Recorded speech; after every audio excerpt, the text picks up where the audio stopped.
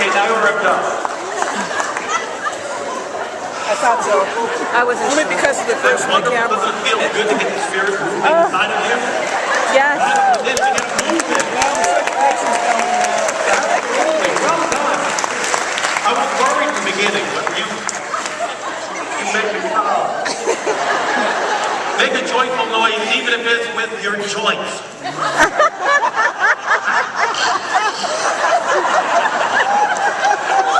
It was a good choice for a keynote speaker. Wow. Now, if that didn't feel good to you, it may be that you're focusing too much on how you look,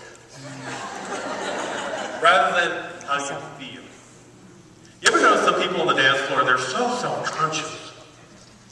I mean, guys, especially. What's with the bite?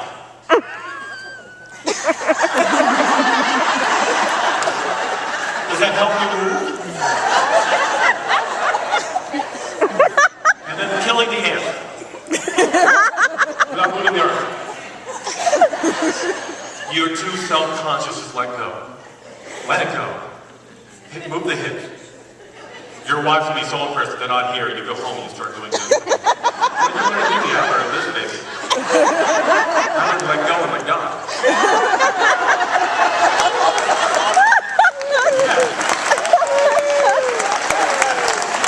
You know, King David ran out of words. He had a lot of words. He sang and wrote all the lyrics. And he ran out of words, so what did he do? He danced. He danced down the road. They didn't really care for that too much. They thought he was making a fool out of himself. We don't make a fool out of ourselves when we dance. We're letting spirit flow. We're letting go and letting God and joy move through us. That's what we need to do every day. When we are so filled with love and life and joy, there's only one thing to do, and that's to celebrate with every fiber of our being and let it out. Who cares what other people think about you? Your job is to be the joy of God every single day, every single moment. Spirit gives us a divine idea for joy. It moves through our minds and into our bodies. And when it's really taking hold, we can't do anything but be joyful and let it show and let it flow forth.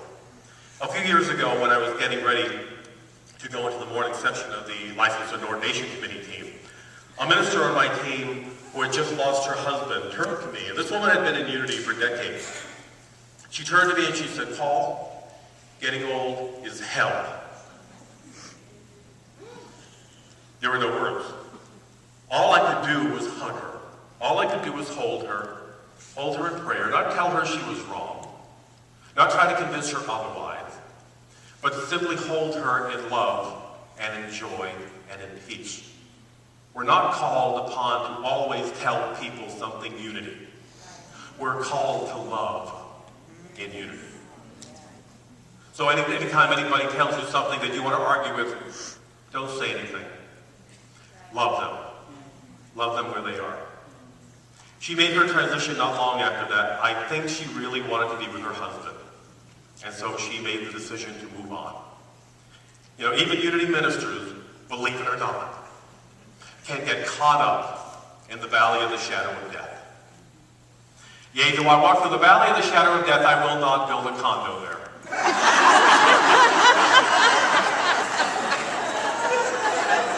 We're not moving in, we're moving through. Yea, though I walk through the valley of the shadow, it doesn't mean we stop and we buy something and live there. If you're going through hell, what? Keep going. Keep going. Being in unity does not guarantee that we are not going to have challenges. The guarantee is there's an answer to the challenge, and the answer is always God.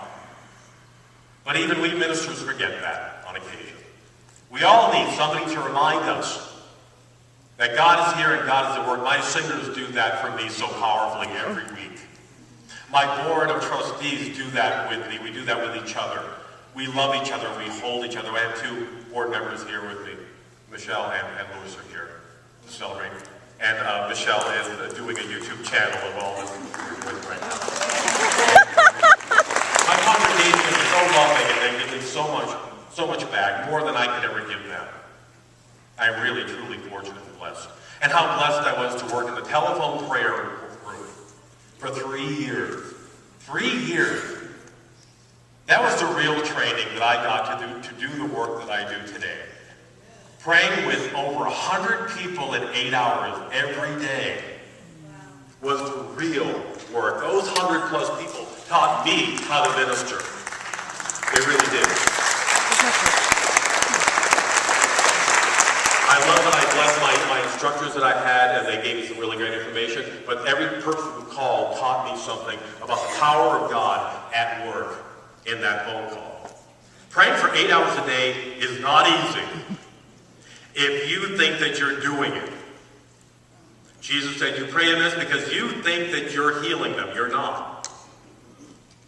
Praying for 8 hours is really easy when you let go and let God do it. When you let go and let it flow forth from you. I loved my 3 years at Silent Unity. And thank you, Lynn, for continuing on to do the work that is so important. It's the heart of unity. It's the heart of what we do here. Thank you. I worked the late night shift. I was not allowed to call it the graveyard shift. I learned very early. You do not call it graveyard here.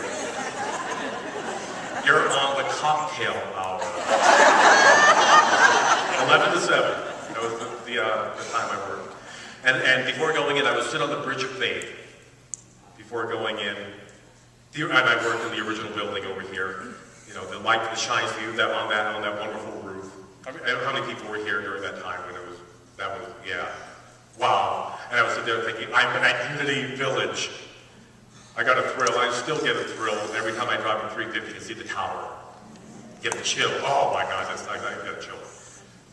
So I'm sitting there on the bridge thinking, I work in Silent Unity. I'm getting ready to pray with 100 people tonight. I'm getting ready to apply to ministerial school in Missouri.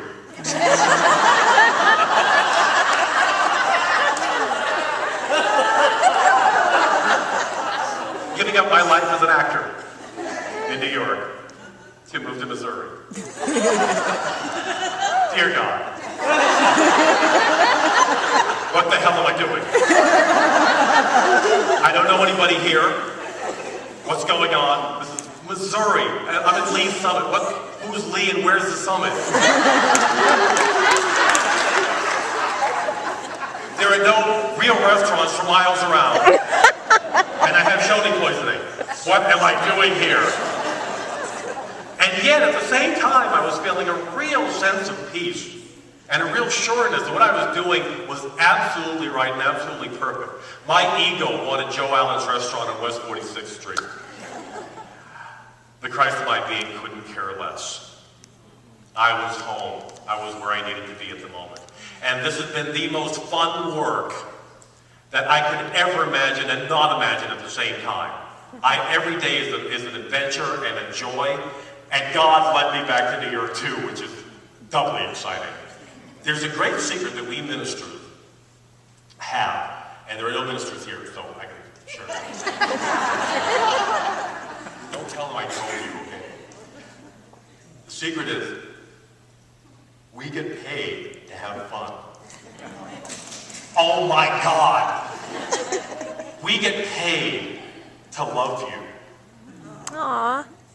I mean, we're gonna love you anyway. But then we get paid to do it, which is like so exciting. I get a check, oh my God, I get a check to do this. I get a check to pray with people and to affirm people and for them to affirm me and to eat food and to tap dance with my staff and to sing, and I get paid for it. It's like the best job in the world. If you want a really great job, be a Unity minister. It is so exciting. How many ministers do we have here? Right? Oh my God, this is the most wonderful work. I'm giving away the secret, and everybody's going to be applying to school now. But this is just so exciting. I mean, 20 years ago, it was like 1991, 20 years ago, I was on this spot getting ordained right here. It's like, oh my God, 20 years ago. Where does the time go? Where does it was just 1991. Y2K was just yesterday, wasn't it? It was just, okay, I'm going to show an illustration. Would my board members and Zoe come up? We have a little illustration to share where time goes and how quickly it goes by. So, a ribbon they're going to be picking up. Here we go.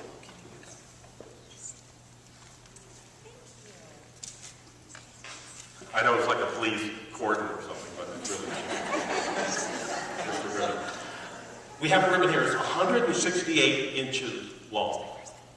That represents 1 week. 24 hours times 7 days equals 168 hours. We have available for joyful living, for success, for health, for creativity, for all the good that we could ever imagine.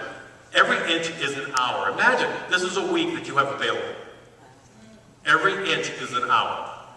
But first we have to remove 8 hours a day times 7 for sleep. I know some go less and some go more.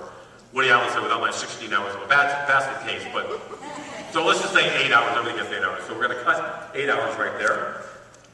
And we have 56 inches off, and we have 112 hours left.